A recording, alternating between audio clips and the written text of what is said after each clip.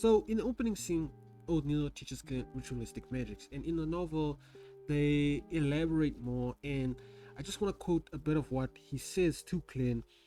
But also in the novel, he takes out a crimson, red, and black candle. This might represent the goddesses, or these are the candles that represent the goddesses. But anyway, continuing with the dialogue, he says if ordinary people attempt ritualistic magic, they have to follow the results from astromancy. I'll explain what is that later, but let me continue here. Or read corresponding manuals strictly. They have to choose suitable dates and times corresponding to certain deities or goddesses. For example, the day representing the goddesses is Sunday, as it is a rest day. The period when she rules over the moon as well. But for us beyond this, is what he says, for us beyond this, especially beyond this good in this domain, meaning ritualistic magics like mystery prayer and seers, there's no need for that. Our acute spiritual perception and potent astral projections are already key.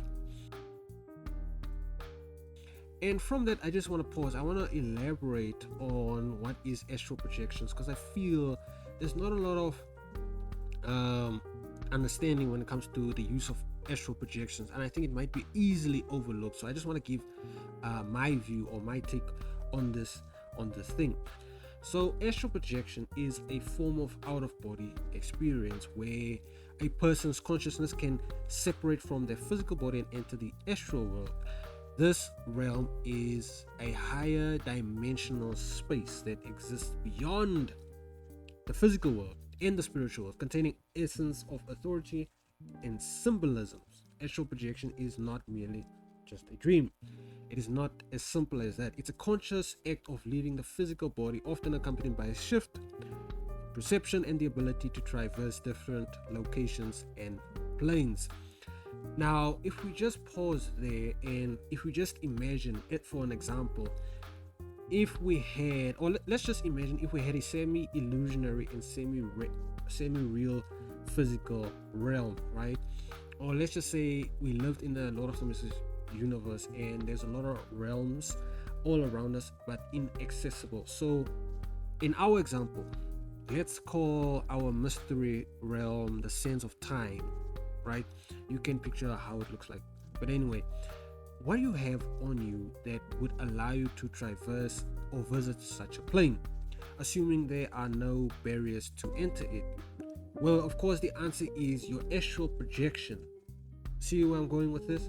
Your astral projection, you start by sending it or splitting it from yourself. This tells us there's something very interesting here. Looking ahead in episode 3, right, when Klein did the luck changing ritual, we have a clear understanding of what of yourself gets sent to the gray fog.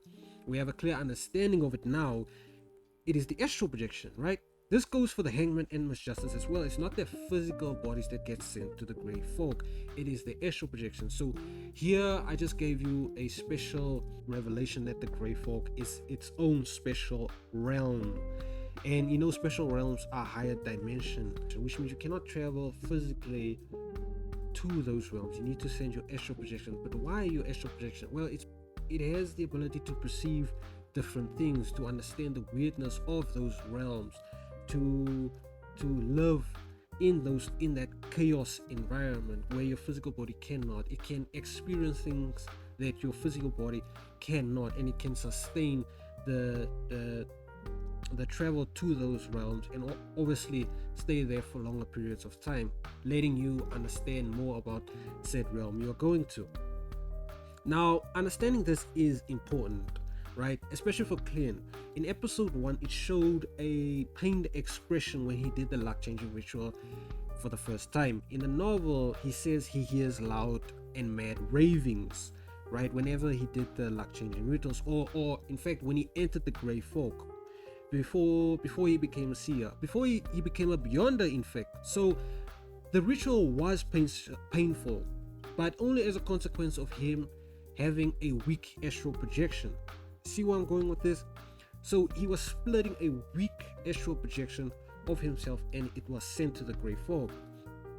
So there is truth to what O'Neill said, that the mystery prayer and the seer both have strong astral projection, which allows them to traverse different planes to view higher information. For you can also send your astral projection to the spirit world, for instance. Therefore, you can actually get the revelations, the dream dowsing, or rod dowsing. You see, these abilities, they have to do with getting information from the spiritual world, and what interacts with the spiritual world is your spirit, as well as the astral projection as well. An interesting question here is, why didn't it hurt Miss Justice? Right, in her first summon to the Grey Fog, why didn't it hurt her? We know that it hurt Klein when he did the luck changing ritual, so why didn't it hurt her? Well, you see, I have a few answers to that, a couple of answers. One being, she was protected by the mirror, the item that she had when she commanded it to answer for her. Or the other answer could be is that she holds different status when it comes to the Grey Fog compared to Klein. Klein is the occupant of the entirety of the Grey Fog, while others are summoned by him through the higher powers of the Grey Fog. Therefore, they are protected because Klein is actually using the power of the Grey Fog to summon them. It acts as a buffer, a helping hand. What do you guys think of Oatmeal's demonstration of the ritualistic magic? I mean, wow. Oatmeal's powerful demonstration of ritualistic magic, an impact to the ignorant, right? You all saw what I saw. I mean, being able to settle a debt with ritualistic magic and just praying to the goddess. Blown. Like, how is this possible? Should this be possible? Is this allowed? I mean, why? And O'Neill shone some light on all of our ignorances. He was like, hey, I saw your face, and I saw you were thinking shameful things about me. Oh man. Tell me in the comment section, like, do you wish you could do it? I know I wish I could, especially in the times we live in. But anyway, Klein already showed his hand. He had a shameful disbelief in his teacher and didn't trust him fully when he conducted the magic.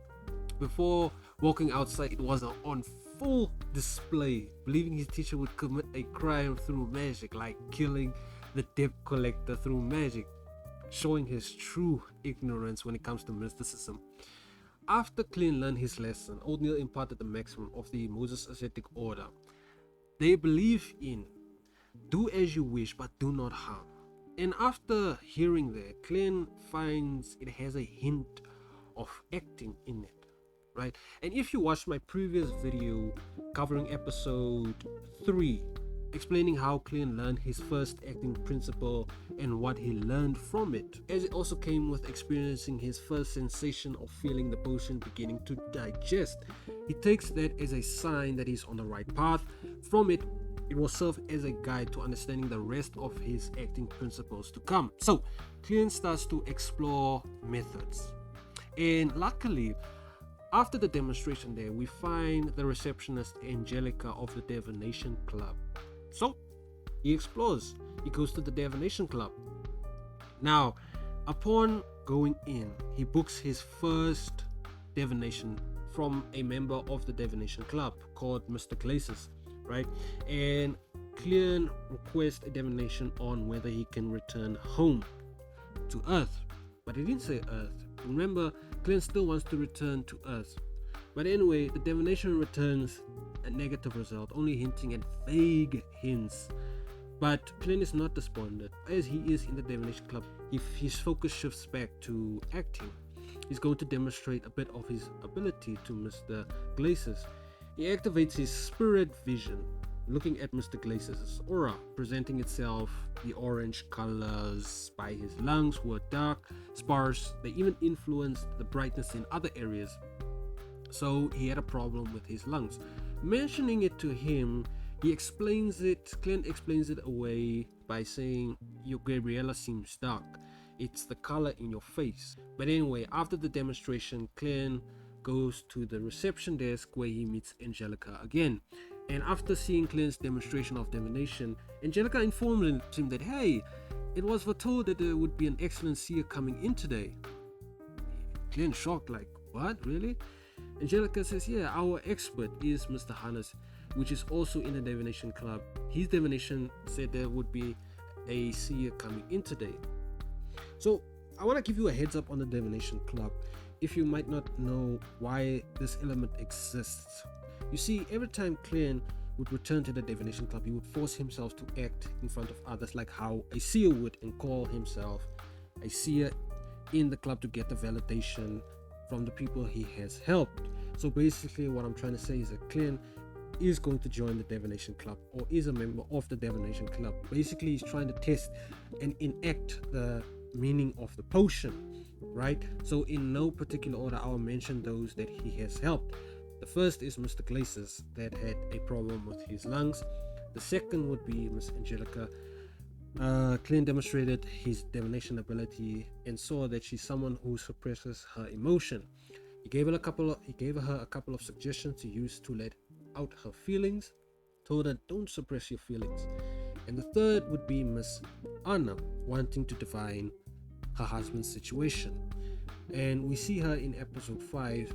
She's standing behind her husband. So she came to the divination club requesting Klein's help, and he was on a trip to the southern continent on business, and on his return trip his vessel encountered a massive event. A pure massacre on that vessel happened. But anyway, we know that it would lead to a case involving the demon sect, and I'll cover that in a future video as well. And what I'm trying to show you is that Klein is putting the work in when it comes to working as a seer.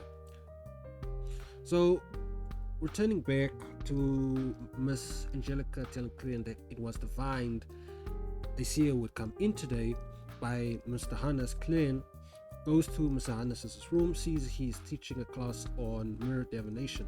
So he listens, tries to evaluate the lesson himself, knowing that mirror divination can be dangerous if not understood correctly. Now, from Klein's perspective, as he has continued his studies in mysticism, he knows about mirror divination. So he checks Mr. Hannes' teachings, right? So he actually tries to see if Mr. Hannes is teaching the right thing. He is aware that various kinds of divination arts could be split into 3 categories based on particular standards. So what is mirror divination? I feel it's an interesting magic, and episode 4 doesn't really explain it too well. But before I dive into mirror divination, I just want to make one thing clear. When it comes to non-beyonders and beyonders, all of them know the divination arts, right? The trot, the poker, the pendulums, the thousand canes, and dream interpretation. The distinction between them is those that have drank the potion, and which the potion allows them to learn the actual mysticism behind these divination arts, to allow them to do it properly and interpret revelations professionally. Those creates the distinction here. Now, explaining it through Klein, he is aware that various kinds of divination arts can be split into 3 categories based on particular standards, right? You see, standards. And that standard was based on the source of the revelation. The first category of divination included trot, poker, pendulums, thousand canes, and dream interpretation. By using the inquirer's own spirituality and communication with the spirit world to gain a revelation. Here's another thing that the non-beyonders are missing. They are missing strong spirituality and the ability, not the full capabilities, to communicate with the spiritual world. It can be interpreted for an answer, but it's iffy when non-believers do it. However, spirit pendulums and thousand canes have very high requirements of one's spirituality, spirit body, and astral projection. See what I mean? Non-believers are unable to obtain precise and clear revelation. And here's another thing that you need to realize. When it comes to card divination, they provide fixed symbolism, presenting even an average person's faint revelation. You see, I don't know if you've noticed, whenever Klein asks for a divination from non-beyonders, he always asks them to do a card divination. Because in the lessons of mysticism, card divination provides fixed symbolism, which means they do provide semi-truth revelations, so they're not always wrong compared to other divination arts that require strong spirituality, spirit bodies, and astral projections, which non-believers do not have. Again, and when it comes to dream interpretation, they also do require strong spirit bodies, spirituality, and they are between, we can put them between card divination, spirit, pendulum, and thousand kings. So the second category included spirit, numerology, and astromancy. This is also a divination art, as well as their derived forms, but I'll skip that for now. So what the fortune teller does is use either the personal details of the inquirer or changes in nature before using calculations. So they need to be skilled in maths and inference and interpretation to answer their question. With this method, the initiative do not lie in the inquirer but the fortune teller, which means it's the fortune teller that needs to do the calculations, interpret the stars, the suns, the moons, the planets, etc., as well as nature. It's a very difficult divination art. I'll say it again, it's spirit, numerology, and astromancy. These are divination arts. I feel some other pathways have made it easy to use them, but Klein, as far as reading the novel goes, he doesn't use spirit, numerology, and astromancy. So the third category is to use an external party, right, separate from the inquirer and the fortune teller. So you have Klein on one side, and then you have the inquirer asking Klein to do the divination. The OG boards that Klein was familiar with from his previous life belong to this category. So what it means is that when it comes to OG boards, they used rituals to ask for a direct answer from the unknown, right? You ask it from the unknown or the supernatural. Even though there was a high chance that an average person would not succeed, again, due to their low spirituality, spirit bodies, and astral projection, there were cases where they managed to communicate with malicious spirits or entities that drove them to insanity. Case in point, Selena in the later part of the episode, as she's a non-beyonder, she's able to activate the spirit magic as you've seen.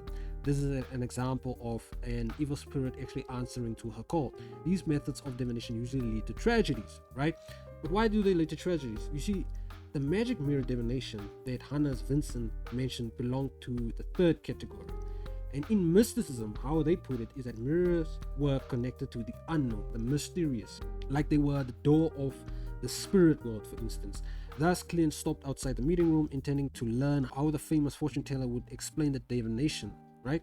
Klein wanted to ascertain if he needed to inform the captain or not. The reason why Klein feels so concerned over it, or the Nighthawks, or let me just say the Orthodox churches, for instance, all of them strictly control this divination art. Remember when I said the non-beyonders, they know all about the other divination arts, right? And when it comes to divination arts, we need to ask who strictly controls the information on how to use these divination arts correctly. It's the churches, right? They are the ones that publish the correct information on how to use these arts, even to non-beyonders.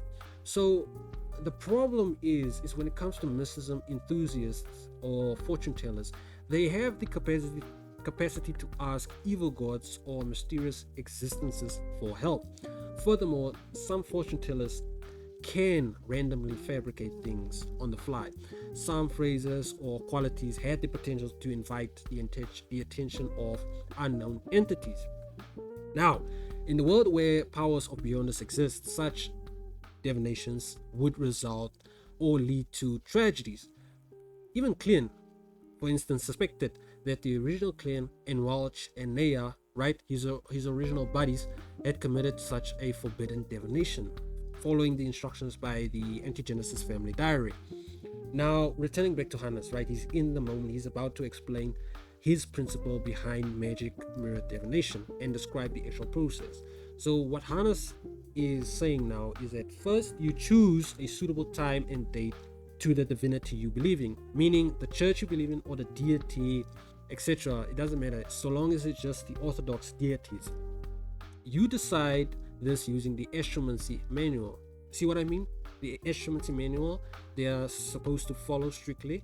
For example, if you didn't know, we all know that Sunday symbolizes the Evernight goddess.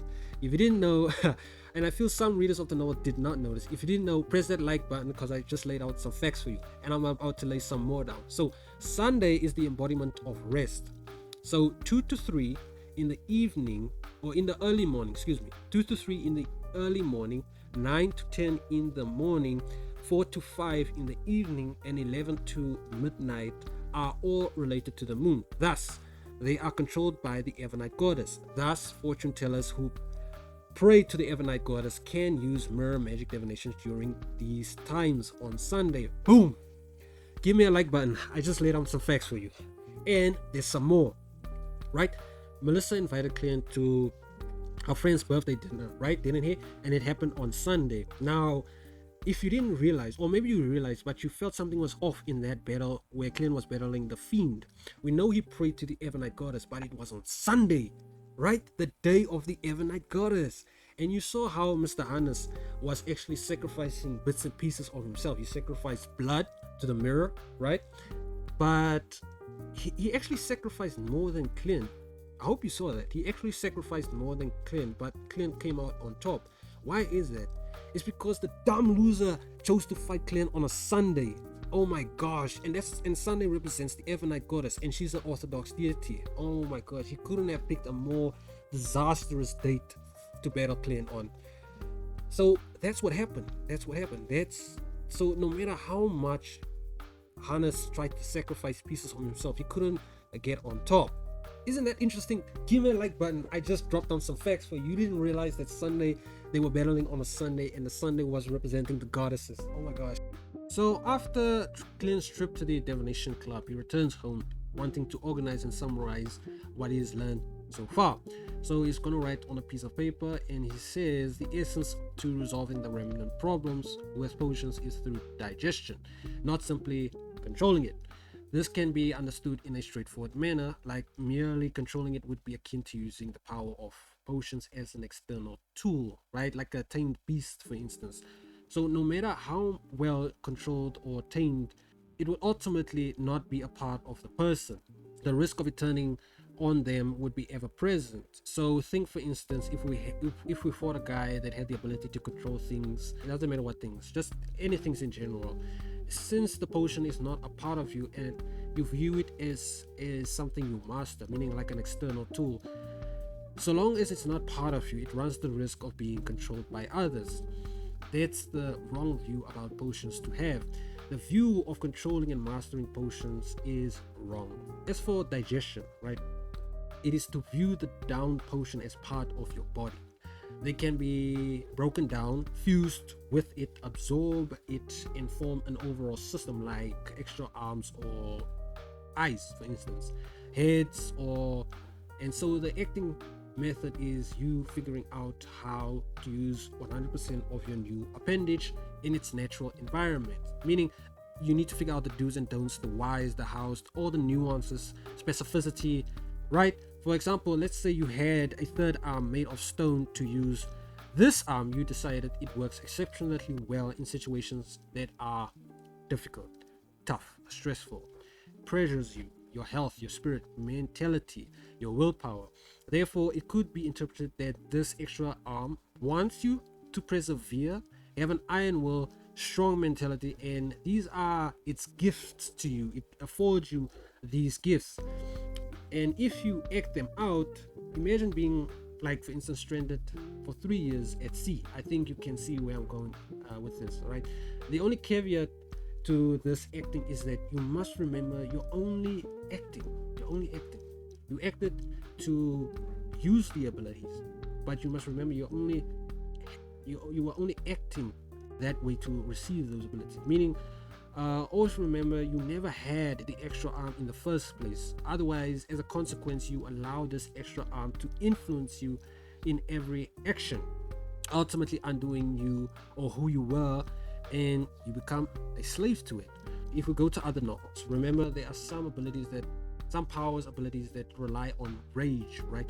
But here in this power system, you need to act out your rage in order to receive the abilities derived from, well, let's just say rage, right?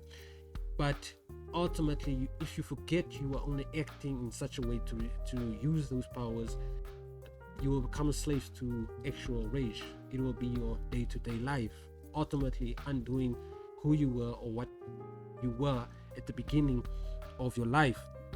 It's a tricky business, these potions. I mean, really. And remember, it gets harder.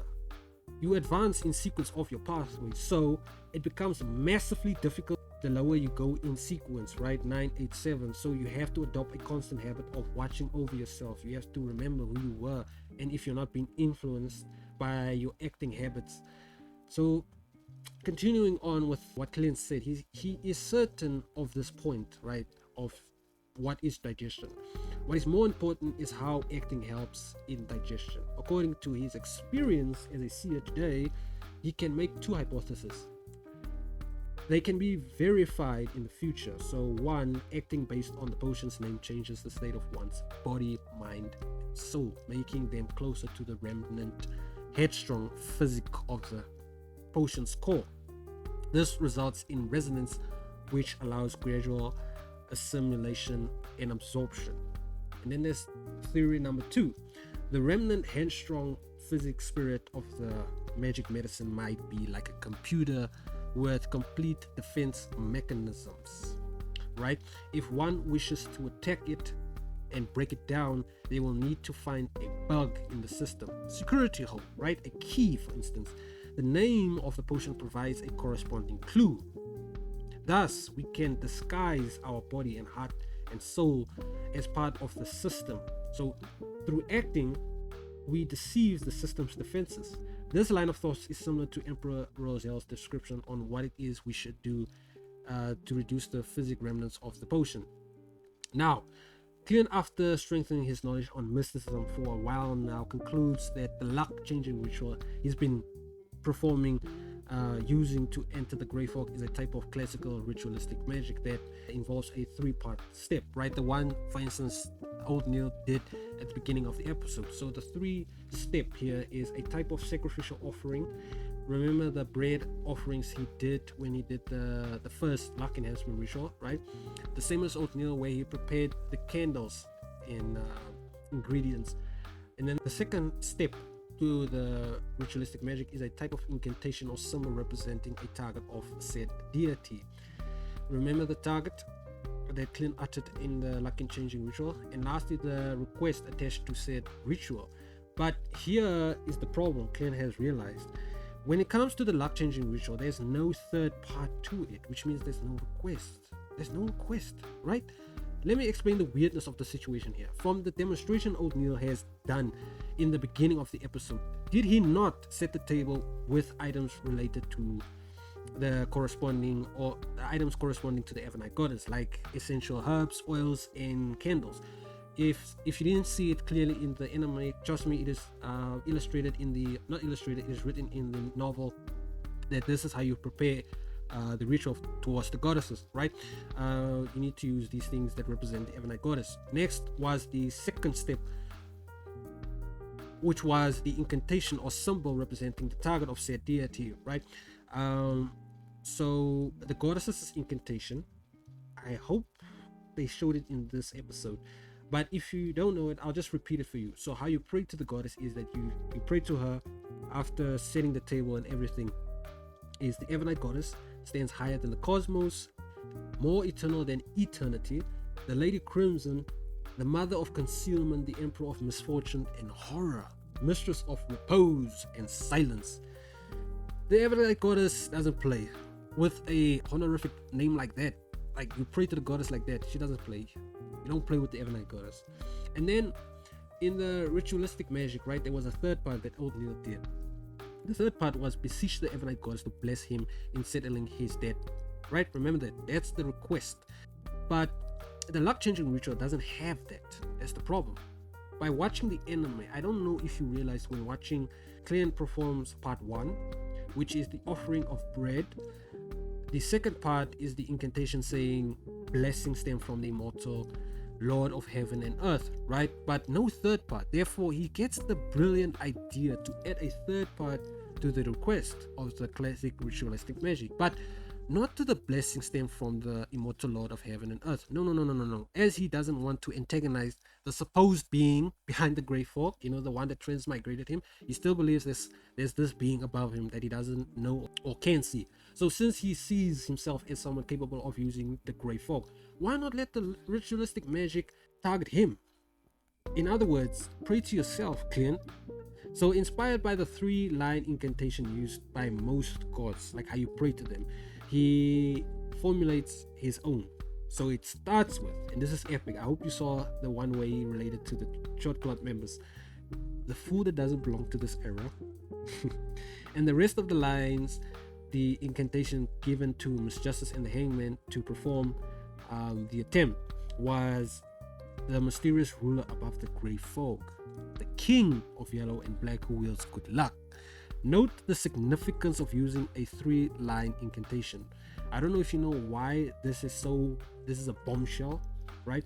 It is to, when you use a 3-line incantation, it is to declare yourself on par with the gods themselves. And we know Klein is not a god, but he just declared himself as a god. This opportunity and frightening realization did not go unnoticed by the Hangman, seen by his reaction when he heard it. Remember how he was shaking there? After Klein finished writing down and organizing his thoughts and experiments, he burned the paper as it involved his secrets. So, we are reaching the invitation to Selina's birthday party. It's Monday, and true to Mr. Fool's word that he will continue to hold gatherings on Monday evenings to continue the Trot Club in the Grey Fog, a couple of things we should remember going into the scene. This is the first gathering with Klein as a Beyonder. I hope you realize this. This is very significant because it will tell us a couple of things. His first gathering as a Beyonder, right? So, is he able to use more power of the Grey Fog since he's a Beyonder? I think so. He's able to use spirit vision, like he activated it and saw more from observing the others. What he sees is the Hangman feels more like a raging tidal wave, while Miss Justice feels more calm and serene. And then the strange symbol appeared behind their chairs. These strange symbols, to put it simply and just to keep it short, they appear behind their chairs, depicting the symbolism representing the pathway they are all from, right? So Miss Justice is from the dragon pathway, Mr. Hangman is from the sailor pathway, and Klein is from the seer pathway. So from these interactions that are happening around the Grey Fog, Klein picks up that Miss Justice has advanced and has become a Beyonder, and he congratulates her. And at the end of the gathering, Klein issues 2 missions. Collect Roselle's diaries, as this is a senior transmigrator, and it could aid and tell Klein much of the world's secrets, so it's of vital importance. So next is to attempt a ritualistic magic that would ultimately target him. If successful, it's possible to communicate with Mr. Fool throughout the entirety of the world, like even throughout the universe. If this is a successful attempt, it's like speaking to a faraway distant god, like asking and beseeching and requesting from him. It's truly a powerful ritualistic magic. From there, we skip to the scene where Melissa invites Klein and Benson to her friend Selina's birthday dinner. So skipping to the dinner scene, we all have to appreciate the quality animation here. It looks like art, it's fluid movie-like, backgrounds have a lot of vibrant colors. You can actually feel every single mood they're trying to convey here, like truly stunning. The dinner tables, this scene, Now, just to rewind a bit to the gate scene when the Morettis were about to enter. This scene actually illustrates a couple of interesting things here. We get confirmation that ritualistic magic was a success after Mr. Hangman attempted it. In the novel, how Klein hears it and describes it as like an almost illusionary, ethereal, whispering voice, not easily understanding its contents, but you can at least tell if the voices are male or female and distinguish who it is. The other thing we should note here is Klein has recognized Melissa's friends from the divination club, so they might be mysticism enthusiasts, as Klein puts it, and Klein knows that this habit or interest when it comes to mysticism can be very dangerous for those who don't fully understand it. Hence he's concerned this could put his sister in harm's way, which will inevitably lead to have a horrible battle in the ladies' chamber. So as we've reached the end of the episode, I know you learned something from this video. Give me a like sub if you've learned something. Comment down below what you liked about the episode. Please be on the lookout for my next episode, which will be covering episode 5. There's a lot of content from the novel that I want to squeeze in, that I feel people need to know about. There's a lot of symbolism. So see you all next time. Please don't forget to like the video, comment down below what you liked about the episode. See you all next time.